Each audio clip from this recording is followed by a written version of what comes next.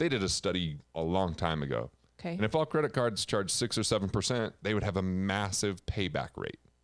But when they get to the 18% and 24%, what they found was even with default, they could still make more money, and they chose to go that route anyway. So understand the system's broken that way. Yeah, but I'm not saying definitely. don't pay your bills forever. I'm saying temporarily. Because if you want to get out from under the situation, that time, really double down on finding a career, taking money that's going towards this and investing in a skill. And there's so many things out there right now, if you'll put in the time, are free. Yeah. YouTube is filled with them. Money can be complicated. Let a nerd help you. We're here to demystify the complex nature of money by getting you answers from financial nerds and whiz kids. Welcome to Ask the Money Nerds, a weekly segment of the Wealth Labs podcast where we answer your most pressing money questions.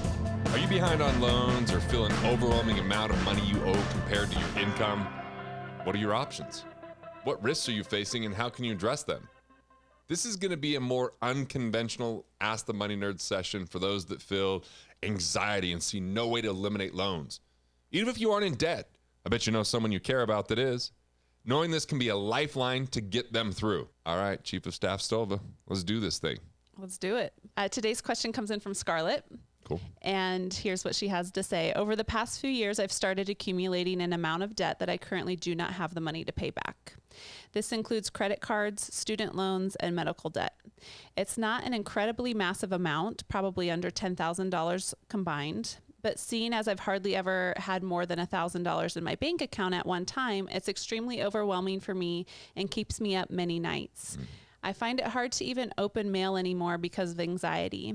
I'm currently unemployed and I can't find a workplace with a livable wage. What do I do? My anxiety has me in a loop. I want to pay what I owe and be debt-free, but it feels insurmountable. Any ideas?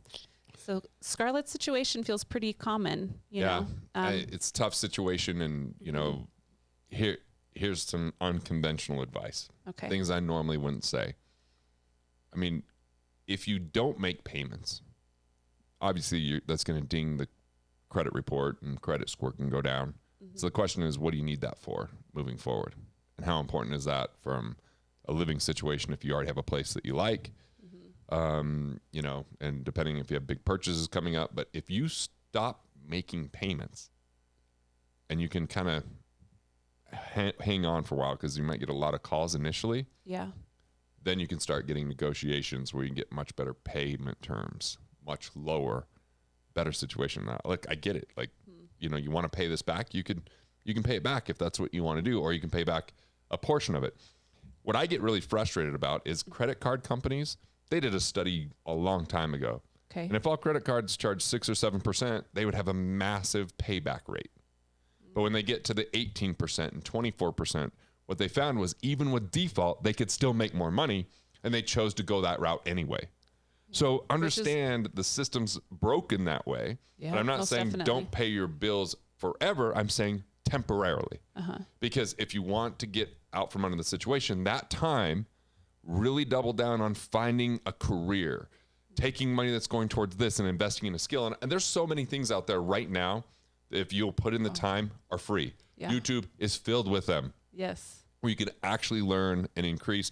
You're not getting a degree, but you're getting a skill, which I think is more valuable. Yeah. And there are a lot of online courses that have been heavily discounted during all of this that you can have access to that were typically thousands of dollars that are less than that now. And all the time that's spent on stress and worry, you spend on going through those courses. And you can end up making more money and then eventually paying this off in full, or you can get new terms that you might be paying off a portion of it, because they might say, hey, we'll take it at 50%. The longer you go without paying, the better those terms start to get.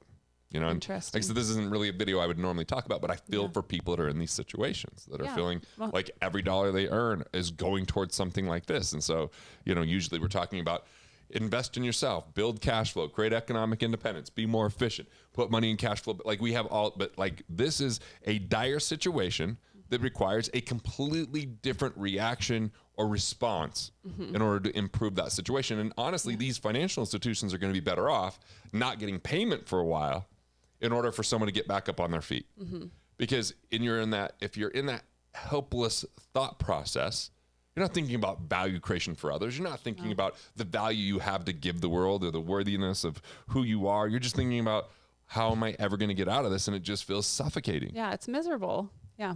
And too, with anxiety, we all experience anxiety at one point in time in our life or another. It's just over the many, many months or years of experiencing anxiety, it does dwindle your belief about yourself. It lowers your confidence. And so I think really addressing the anxiety issue by tapping into one of these online courses, doing something that makes you just feel more positive about what you're able to create in the world and how you show up every day is, you know, a piece of the solution. If you're worried in the middle of the night, get up and start reading, start listening, watch, do something during that time, because that's where, man, it gets like, even when there was 10 days of me being in a hotel room recently, you know, after my wife had surgery, that I was just not in a good mental place, because I'm just like not feeling productive. And you know, just in the middle of the night, I was being irrationally worried about things that I didn't need to really worry about. But this is like a real worry situation. So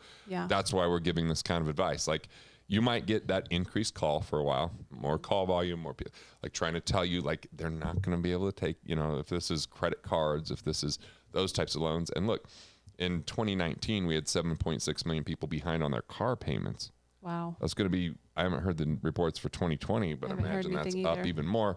So their hands are full. So if you can, you know, if you can stave that off, if you can weather that storm, if you could not answer your phone for a while, you know, then just focus that time on something else. That's kind of the advice that I would give in this really kind of difficult situation. So in this situation, you wouldn't have her call the companies ahead of time and say, when you're paying, they don't care. Okay.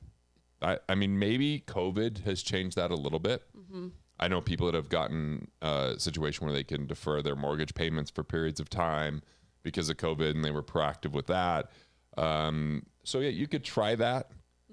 But if they're not very cooperative, then this is the hard stance that you take. And then all of a sudden it goes to different people, different departments. And then they start to look at the law of large numbers, how many people default completely at this point versus pay. Got it. You know, but there's a lot of, I don't know how it is now, but there used to be some really unruly tactics back in the day for that, where they say things that they're pretty borderline. Okay. So I think right now is the time to really look at, is it time to start a business? I mean, is there something you could do that way? It doesn't require startup capital. It just requires relationship capital and mental capital and creating value.